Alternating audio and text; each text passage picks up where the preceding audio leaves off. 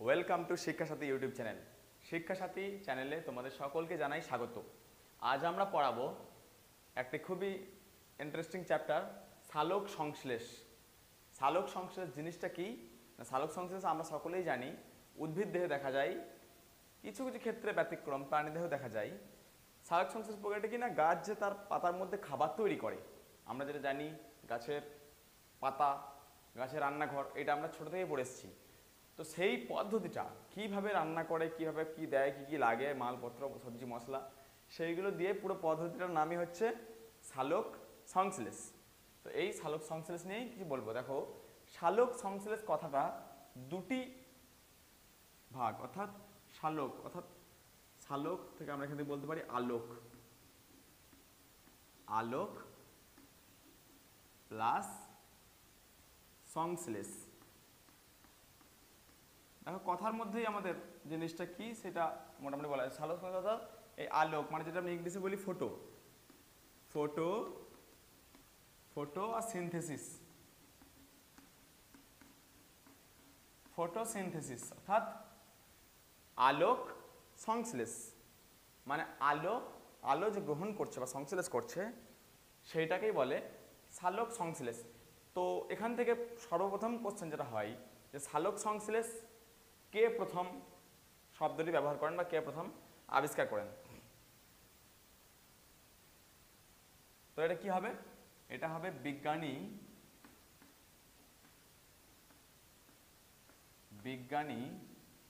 Barnes. বিজ্ঞানী Barnes কত সালে না 1898,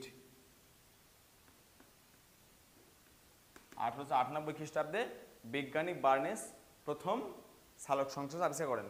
ওকে, তাহলে আমরা এখানে বুঝতে পারলাম যে সালোক সংশ্লেষ জিনিসটা কি। এইবার আমরা বলবো যে সালোক সংশ্লেষ এটি হয় কোথায়, কোথায় হয় না, আমরা সকলেই জানি প্রথমেই যেটা বললাম সালোক সংশ্লেষ হয় কোথায় না, পাতা, গাছের পাতাতে হয় সালোক সংশ্লেষ। এটা আমরা ছোট থেকে জানি যে গাছের পাতাকে বলা হয় গাছের রান্নাঘর, অর্থাৎ যাবতীয় খাবার গাছের পাতাতে তৈরি হয়। এবার এই পাতার মধ্যে কোথায়, সবসময় শুধু পাতা বললে হবে না, পরীক্ষায় এরকম অপশন থাকে পাতার একটা অংশে হয়, সেটা হচ্ছে মেসোফিল কলা।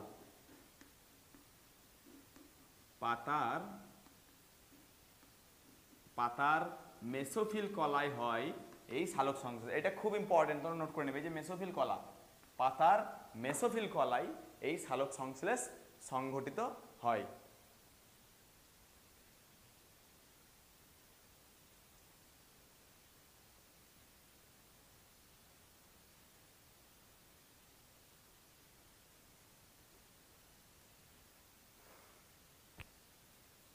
এইবার দেখো, আমরা একটা নর্মাল জিনিস যেটা আমাদের সাধারণ ধারণা, আমরা প্রত্যেককেই বুঝি কি যেন সালোক সংশ্লেষ হয় উদ্ভিদ দেহে।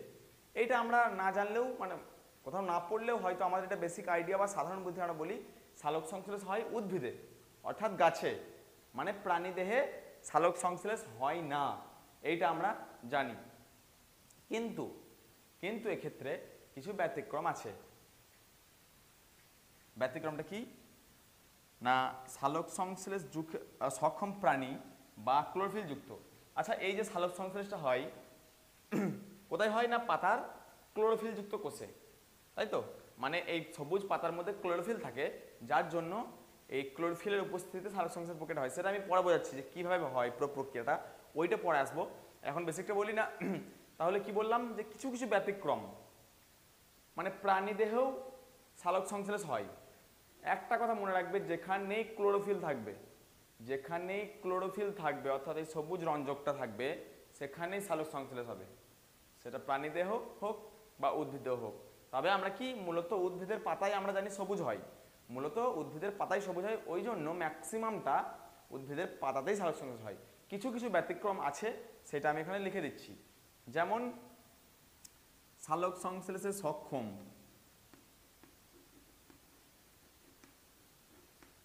সালোক সংশ্লেষে সক্ষম প্রাণী কি হবে না, সালোক সংশ্লেষে সক্ষম প্রাণী কি হবে, ইউগ্লিনা, ক্রাইস্যামিবা, আমরা এগুলো পড়েছি। এইগুলো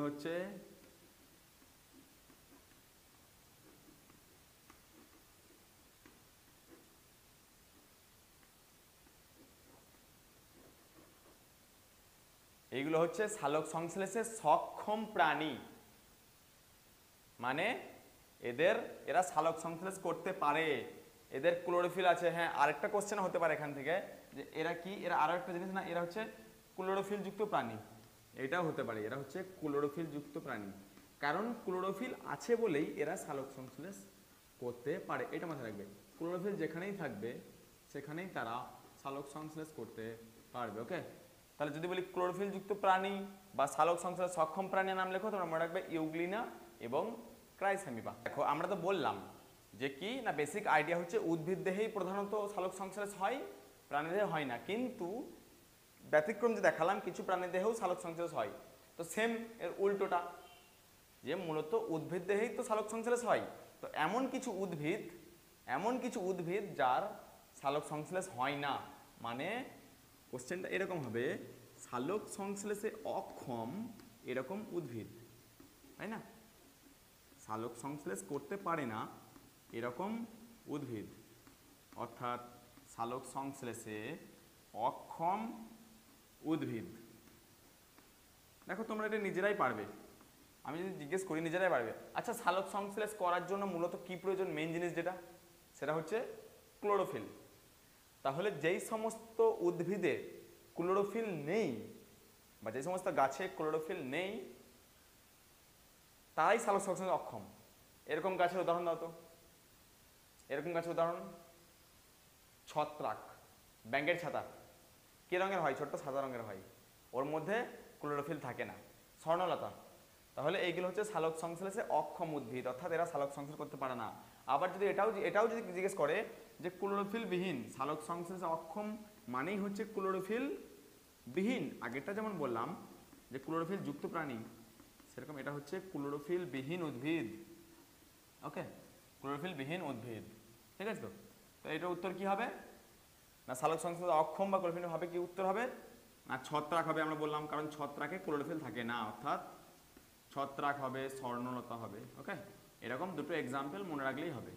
প্রত্যেকটা জিনিসেরই ব্যতিক্রম থাকে, তাই এটার ব্যতিক্রম আছে যে কিছু কিছু এমন উদ্ভিদ যার সালোক সংশ্লেষ হয় না, সেটা হচ্ছে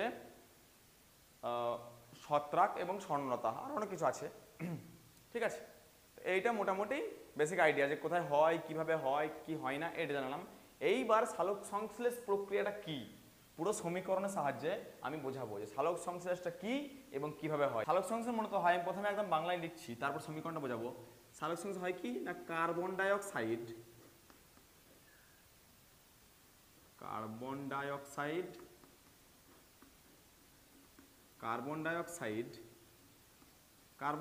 আর জল, কার্বন ডাইঅক্সাইড আর জল এই দুটো গাছে থাকে, গাছের নেয় গ্রহণ করে কার্বন ডাইঅক্সাইড, কোথা থেকে গ্রহণ করে না, পরিবেশ থেকে কার্বন ডাইঅক্সাইড গাছের পাতা গ্রহণ করে, এবং জল তো উদ্ভিদ দেহের মধ্যে থাকে, এই জল, এই দুটি জিনিস নিয়ে, এবং কাদের হেল্প লাগে না, হেল্প লাগে হচ্ছে সূর্যের আলো বা সানলাইট, সূর্যের আলোর হেল্প নিতে হয়, অর্থাৎ আলো ছাড়া খাবার তৈরি হবে না। আমরা যেমন তাপ ছাড়া গ্যাসে রান্না করতে পারি না, আগুন ছাড়া, সেরকম ওদের আলো দরকার। সূর্যের আলো এবং ক্লোরোফিল মানে সবুজ রঞ্জক, মানে বলতে পারো এটা রান্না করার সবজি। ওকে, ক্লোরোফিল, এই দুটোর উপস্থিতিতে কার্বন ডাইঅক্সাইড এবং জল নিয়ে কি তৈরি হয় না, গ্লুকোজ তৈরি হয়। গ্লুকোজটা হচ্ছে খাবার। ওকে, মানে ধরে নাও মাংস এবং চাল এবং সব কিছু নিয়ে তৈরি হলো বিরিয়ানি। ওকে, বিরিয়ানি, গ্লুকোজ তৈরি হয় এবং সঙ্গে তৈরি হয় জল, আর কি হয়, অক্সিজেন, O2। ঠিক আছে, এই তিনটে জিনিস তৈরি হয়। প্রথমে সমীকরণটা পড়ে যাচ্ছি, কি কি পুরোটা বোঝো, সমীকরণ পরে বোঝাচ্ছি। কার্বন ডাইঅক্সাইড পাতা বায়ু থেকে গ্রহণ করলো, আমাদের বায়ুর মধ্যে কার্বন ডাইঅক্সাইড আছে, সেখান থেকে কার্বন ডাইঅক্সাইড নিল, কার্বন ডাইঅক্সাইড এবং জল থাকে, রান্না করার জন্য যেমন জল লাগে, সেরকম কার্বন ডাইঅক্সাইডের জল মিক্সড হয়ে গেল, মিক্সড হয়ে কী হলো না, সূর্যের আলো, মানে তাপ দিলাম, সূর্যের আলো এবং ক্লোরোফিল তো পাতার মধ্যে থাকে, ক্লোরোফিলের উপস্থিতি কী করলো, তারা বিক্রিয়া করে গ্লুকোজ তৈরি করলো। এই গ্লুকোজটা হচ্ছে মেন খাবার, গ্লুকোজ তৈরি করলো এবং জল আর অক্সিজেন উপজাত হিসাবে। এইবার আমি সমীকরণটা বোঝাই।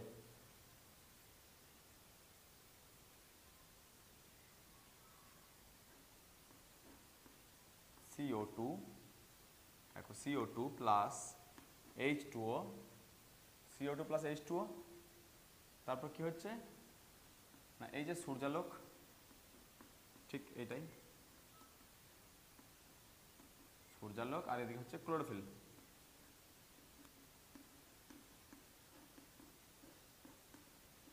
সূর্যালোক ক্লোরোফিল কি হয়েছে গ্লুকোজ, গ্লুকোজের সংকেত কি না C6H12O6, আর কি করছে জল এবং অক্সিজেন। ওকে,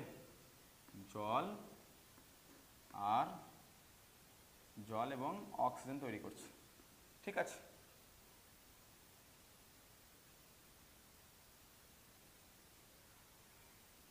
তো এবার দেখো এবার কি না কত অণু, এটা মনে রাখবে এইবার যে সমীকরণটা ব্যালেন্স করা সিস্টেমটা কি বলছে 6 অণু কার্বন ডাইঅক্সাইড নাই, কত 6 অণু, মানে ধরো না 6 কেজি কার্বন ডাইঅক্সাইড নাই, 6 কেজি কার্বন ডাইঅক্সাইড এবং 12 অণু জল, ধরো না 6 কেজি কার্বন ডাইঅক্সাইড লাগে এবং 12টা জল লাগে। সেই জল এই সূর্যের তাপ দেয় এবং ক্লোরোফিল দিয়ে খাবার তৈরি হচ্ছে, কি তৈরি হচ্ছে গ্লুকোজ তৈরি হচ্ছে, গ্লুকোজ এবং সঙ্গে কি তৈরি হচ্ছে সঙ্গে জানবে 6 কেজি জল বেরোচ্ছে বা জল তৈরি হচ্ছে, আর 6 অণু অক্সিজেন তৈরি হচ্ছে। ওকে, অক্সিজেন, এই অক্সিজেনটা হচ্ছে উদ্বায়ী অর্থাৎ বায়ুতে মিশে যায়। তাহলে আমরা সালোক সংশ্লেষ থেকে আমরা মেন কি পাই এটা মনে রাখবে অক্সিজেন, সালোক সংশ্লেষের ফলে আমরা অক্সিজেন। আরেকটা জিনিস লক্ষ্য করো, যত পরিমাণ কার্বন ডাই অক্সাইড বায়ু থেকে নিচ্ছে ঠিক তত পরিমাণ অক্সিজেন কিন্তু দিচ্ছে, বুঝলে? বায়ু থেকে যতটা কার্বন ডাই অক্সাইড নিচ্ছে ঠিক ততটা অক্সিজেন আমাদের ফেরত দিচ্ছে। যে অক্সিজেন আমরা কি করি, আমরা নিঃশ্বাসের মাধ্যমে অক্সিজেন টেনে নিচ্ছি, এই অক্সিজেনগুলো দিচ্ছে। আবার এই যে কার্বন ডাই অক্সাইড ছেড়ে দিচ্ছি, ওরা গ্রহণ করছে, ওরা যত অণু গ্রহণ করছে তত অণু লিখছে। ওই জন্যই এই পরিবেশের ভারসাম্যটা বজায় রেখেছে। তাহলে এখান থেকে তোমরা একটা জিনিস বুঝতে পারছো এই গাছের উপকারিতা কতটা। মানুষ তো একই রয়েছে, বরং বাড়ছে, কিন্তু আমরা গাছ কেটে ফেলছি। তাহলে এই ভারসাম্যটা আর বজায় থাকবে? এই 6 অণু কার্বন ডাই অক্সাইড নিয়ে যে 6 অণু জল তৈরি করছে, গাছের সংখ্যাটা যদি কমে যায় এই ভারসাম্যটা আর পরিবেশে বজায় থাকবে? কি হবে না কার্বন ডাই অক্সাইড পরিমাণ বেড়ে যাবে, কারণ গাছ কম নিতে পারবে, গাছের সংখ্যা কমছে। তাহলে আমাদের উচিত আরো বেশি বেশি করে গাছ লাগানো, যাতে এই ভারসাম্যটা বজায় থাকে কার্বন ডাই অক্সাইড এবং অক্সিজেন। কারণ আমরা তো প্রত্যেকটা সময় কার্বন ডাই অক্সাইড ত্যাগ করছি আর অক্সিজেনগুলো নিচ্ছি, সালোক সংশ্লেষ প্রক্রিয়ায় যে অক্সিজেনগুলো ছাড়ছে সেগুলো আমরা নিচ্ছি, এটার দিকে আমাদের ধ্যান দিতে হবে। তো এখান থেকে আমরা পেলাম কি 6 অণু কার্বন ডাই অক্সাইড এবং 12 অণু জল দিয়ে সূর্যালোক মানে আলোর উপস্থিতিতে এবং ক্লোরোফিলের উপস্থিতিতে 1 অণু গ্লুকোজ এবং 6 অণু জল ও 6 অণু অক্সিজেন তৈরি হচ্ছে। এখান থেকে একটা কোশ্চেন হয়, কিন্তু এখান থেকে একটা কোশ্চেন হয়, খুব ইম্পর্টেন্ট, নোট করো, পরীক্ষা আসে এখান থেকে কোশ্চেনটা আসে যে এই যে অক্সিজেনটা তৈরি হচ্ছে, এই অক্সিজেনটা সোর্স কি মানে কোথা থেকে তৈরি হচ্ছে? আমি আলু চাল মাংস সবকিছু দেবো তারপর না বিরিয়ানিটা হবে, তাহলে সোর্স কি কোথা থেকে হলো? আমি বলতে পারি যে হ্যাঁ এই জিনিসগুলোতে হলো। তো এই যে অক্সিজেনটা হচ্ছে কোথা থেকে হচ্ছে? তোমরা হয়তো অনেকে এইটা দেখে বলবে বা ভেবে বলবে, যেহেতু বললাম যে 6 অণু কার্বন ডাই অক্সাইড থেকে 6 অণু জল হয়ে যাচ্ছে, তার মানে অক্সিজেনের উৎস হচ্ছে কার্বন ডাই অক্সাইড থেকে অক্সিজেন উৎপন্ন হচ্ছে। না, ভুল। অক্সিজেনের উৎস কি না জল। এই যে গাছ যে জলটা শোষণ করে, জল H2O, এই H2O থেকে উৎপন্ন হচ্ছে অক্সিজেন। এটা কিন্তু পরীক্ষায় আসে এবং এটা হচ্ছে জারণ প্রক্রিয়া, এটা জারণ হয় এবং এই কার্বন ডাই অক্সাইড এটা বিজারণ হয়। তো এইটা পরে বলবো, এটা এখন তোমরা বুঝবে না, যেহেতু এটা পরে কোন ক্লাস বুঝিয়ে দেবো। মেন এটা মনে রাখবে যে এই জল থেকেই এই অক্সিজেনটা উৎপন্ন হচ্ছে, এটা মাথায় রাখবে। এবার এখান থেকে কিছু কোশ্চেন আছে, কয়েকটা দুটো আমি ইম্পর্টেন্ট তোমরা লিখে নাও, ভালো ভালো কোশ্চেন এখান থেকে। সেটা হচ্ছে কোন কালারের আলোতে বা কোন রঙে সবচেয়ে ভালো সালোক সংশ্লেষ হয়? ওকে, সব থেকে বেশি সালোক সংশ্লেষ হয়, আমি এটা লিখে দিচ্ছি, মনে রাখবে,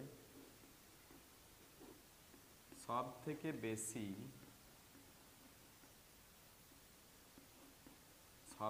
বেশি সালোক সংশ্লেষ হয়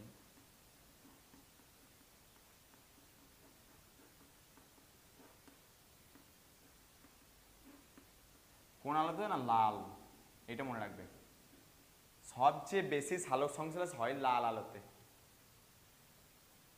ওকে, এবং যদি বলি সব থেকে কম সালোক সংশ্লেষ কোথায় হয়, সব থেকে কম সালোক সংশ্লেষ যদি বলি, সব থেকে কম সালোক সংশ্লেষ হয় সেটা হচ্ছে সবুজ আলুতে। এখানে আলুটা লেখা হয়নি,